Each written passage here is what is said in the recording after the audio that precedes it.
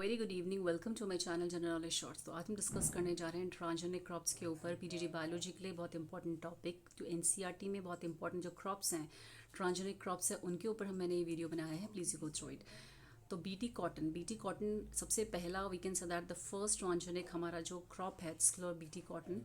अब इसको कैसे हमने ट्रांसजेनिक क्रॉप बनाया, तो सबसे पहले हम जो ट्रांसजेनिक मतलब कौन से ऐसे हमने सेलेक्टिव जीन्स को इसके अंदर इंट्रोड्यूस करा ताकि उसके अंदर हम उसकी डिजायरेबल कैरेक्टरिस्टिक्स को चेंज कर सकें, ताकि इट कैन बी जो कॉटन है वो रेसिस्टेंस बन सके किसके लिए, डिजीज़ के लिए रेसिस्टेंट बन सके, किसके लिए, जो हमारे वॉर्म्स है उनके लिए, कीड़ों के लिए, पेस्ट के लिए। तो सबसे पहले हम देख लेते हैं जो बीटी कॉटन है किससे क्यों इसको हमने ट्रांसजीन इसके अंदर इंट्रोड्यूस किया, to protect against the boll worms. तो बॉल वॉर्म से बचाने के लिए हमने बीटी कॉटन को उसको क्या किया, ट्रांसजीन उसके अंदर या जीन्स को इंट्रोड्यूस किया, सेलेक्टिव जीन्स को। तो इंपॉर्टेंट जीन जो हमने इसमें यूज़ किया वो है CRY1AC, very very important gene, जिस जीन को हमने बीटी कॉटन के अंदर इंट्रोड्यूस किया ताकि वो रेसिस्ट बन सके किसके लिए, अगेंस्ट द बॉल वॉर्म्स। तो हमने इस CRY1AC जीन्स को लिया, किससे लिया हमने, very very important, bacterium Bacillus thuringiensis से। तो बैक्टीरियम बेसिलियस थ्यूरिंजिनेसिस से हमने ये जीन लिया, सेलेक्ट किया जीन CRY1AC और इसको इंट्रोड्यूस किया किसके अंदर, बीटी कॉटन के अंदर। अब इट प्रोड्यूस क्या, ये जो CRY1AC जीन है ये क्या करता है, प्रोटीन, ये बीटी टॉक्सिन एक प्रोटीन का प्रोडक्शन करता है by the process of translation. Translation से क्या करता है, एक प्रोटीन बनाता है ये BT toxin, very very important inside the किसके अंदर। लेकिन ये जो बीटन टॉक्सिन होता है ये इनएक्टिव होता है, इसको एक्टिव होने के लिए क्या चाहिए होता है, एल्कलाइन मीडियम चाहिए होता है। तो इसको एल्कलाइन मीडियम कहाँ मिलता है, इंसेक्ट्स के गट में मिलता है। तो जैसे इंसेक्ट्स क्या करते हैं, जो वॉर्म्स होता है बीटी कॉटन के ऊपर वो वॉर्म उसकी कॉटन के ऊपर बैठता है या उसको कट करता है, तो क्या होता है, वैसे ही क्या होता है, उसको जो प्रोटीन होता है उसकी बॉडी में इंट्रोड्यूस होता है, उसके गट में जाता है और वहाँ पे उसको एल्कलाइन मीडियम मिलता है जहाँ से वो एक्टिवेट हो जाता है और ट्रांसलेशन प्रोसेस जिसमें वो एक टॉक्सिन, बीटी टॉक्सिन प्रोटीन का फॉर्मेशन करता है।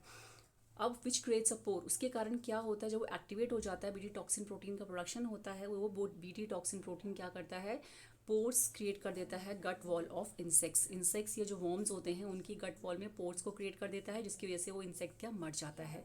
तो इस तरीके से हम बीटी कॉटन को क्या कर सकते हैं, एक ट्रांसजेनिक क्रॉप बना सकते हैं। बिकॉज ऑफ द रीजन हमने उसने क्या इंट्रोड्यूस किया, एक जीन को इंट्रोड्यूस किया CRY1AC, very very important, taken from the bacterium Bacillus thuringiensis से। उसने क्या बनाया, बीटी टॉक्सिन प्रोटीन बनाया, जिसने क्या करा, इंसेक्ट्स की गट में उसको प्रॉपर मीडियम, एल्कलाइन मीडियम मिला, जिसके कारण उसने पोर्स क्रिएट कर दिए गट वॉल ऑफ इंसेक्ट्स में और इंसेक्ट्स मर गया।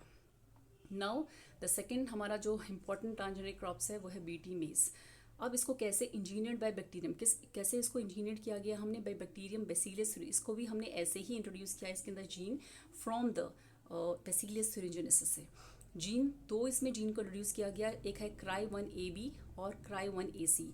तो CRY1AB एंड CRY1AC इसमें क्या था, target corn borer in leaves, जो इसे बेसिकली ये जो कॉर्न बोरर होते थे, जो बेसिकली किसको, ये वॉर्म्स होते थे, कीड़े होते थे जो लीव्स में, स्टेम्स में, इनको डिस्ट्रॉय करते थे।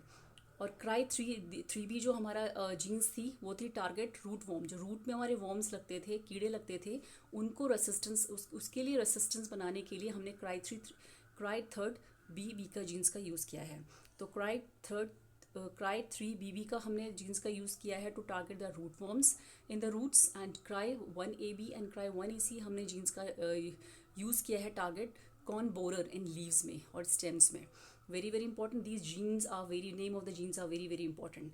नाउ प्रोड्यूस बीटी टॉक्सिन, इसका भी सेम ही फॉर्मेशन है कि ये भी क्या प्रोड्यूस करते हैं, बीटी टॉक्सिन का प्रोडक्शन करते हैं और ये एक्टिवेट होते हैं। क्यों, इनको एक्टिवेशन होने के लिए चाहिए एल्कलाइन गट, इनको एक्टिवेट होने के लिए क्या चाहिए, एल्कलाइन गट की ज़रूरत पड़ती है, जिसके कारण क्या होता है, ये ट्रांसलेशन प्रोसेस करते हैं और बीटी टॉक्सिन प्रोटीन का प्रोडक्शन करते हैं। और सेम वही फिनोमिनन कि ये गट में जाके पोर्स क्रिएट करते हैं इंसेक्ट्स के और उन इंसेक्ट्स को मार देते हैं। Next one is golden rice, very very important transgenic crop. इसमें एक्चुअली क्या होता है कि हम प्रोड्यूस करते हैं जीन को to produce the beta carotene. इसमें हम ऐसे जीन्स को लाते हैं ताकि जो बीटा कैरोटीन का प्रोडक्शन कर सकें, और वो जीन क्या करते हैं, प्रिकर्सर होते हैं विटामिन ए को। किसी भी राइस को ज़्यादा विटामिन ए बनाने के लिए, उसमें ज़्यादा विटामिन ए को इंट्रोड्यूस करने के लिए हम इसको एक वी कंसिडर हम इसको ट्रांसजेनिक क्रॉप बनाते हैं गोल्डन राइस को, ताकि इसमें ज़्यादा विटामिन ए पाया जाए। और विटामिन ए का प्रिकर्सर कौन होता है? B carotene. It's very very important. ये बात क्वेश्चन में बहुत बार पेपर में पूछा गया कि विटामिन ए का प्रिकर्सर कौन होता है? That's called a beta carotene. Now कौन कौन से जीन इसमें यूज़ हुए हैं ताकि वो क्या कर सके? बीटा कैरोटीन का प्रोडक्शन कर सके गोल्डन राइस में। Very very important, very IMP. तो जीन, साई जीन, जिसको हम बोलते हैं फाइटोइनिन सिंथेटेज। तो फाइटोइन सिंथेटेज एक जीन हो गया साई जीन, और ये होता है हमारा सिट्रल जीन होता है फायोटीन डिसैचुरेज। तो CTRL जीन होता है हमारा फायोटीन डिसैचुरेट्स। तो फायोटीन डिसैचुरेट्स दो हमारे ऐसे जीन्स होते हैं जो एक्टिवेट करते हैं बेटा कैरोटीन को, जो प्रिकर्सर होता है विटामिन ए को। और इस तरीके से जो हमारा गोल्डन राइस होता है वो क्या होता है? ज़्यादा गोल्डन येलो कलर का होता है, और इसमें विटामिन ए की मात्रा भी बहुत ज़्यादा पाई गई है। इट्स वेरी वेरी इंपॉर्टेंट कि गोल्डन राइस में हमने क्या ऐसी जीन को इंट्रोड्यूस किया था। दो इंपॉर्टेंट जीन के नाम वेरी वेरी इंपॉर्टेंट। और क्यों किए थे? To produce a beta carotene, because beta carotene is a precursor of vitamin A. ना last but not the least, transgenic tomato को, ताकि उसकी राइपनिंग को हम रिड्यूस कर सकें। तो क्या था? हमें पता है फ्लेवर्ड सेवर जो टमाटोज होते थे वो ripe bye enzyme. Very very important, कौन सा एंजाइम से ये टमाटो पकते थे? पॉलीगैलेक्टोरेनेज। तो पॉलीगैलेक्टोरेनेज एंजाइम के द्वारा ये जो टमाटो थे ये पकते थे, या एपिडर्मिस को उसको क्या करते थे? राइपन कर देते थे, राइप बाय एंजाइम पॉलीगैलेक्टोरेज। लेकिन अब हमने इसके अंदर ऐसे एंजाइम को इनिबिट किया, इसके अंदर इनिबिट एंजाइम एक्टिविटी बाय। अब हमने इसको ऐसे जीन को हमने इंट्रोड्यूस किया ताकि वो इस एंजाइम की एक्टिविटी को क्या करे? इनहिबिट कर सके, क्योंकि यही मेन रोल प्ले कर रहा था किसको? टमाटो को पकने के लिए। उसकी एपिडर्मिस के जाके वो उसकी वॉल को क्या कर देता था? राइपन कर देता था फ्रूट्स को।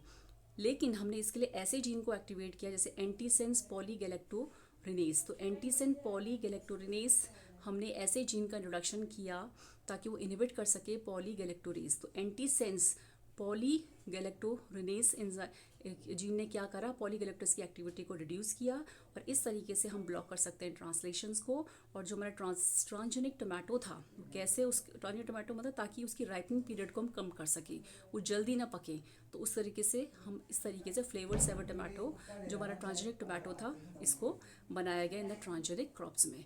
तो it's very very important points, please you go through it, and if you like my video please share it and please comment also. Thank you.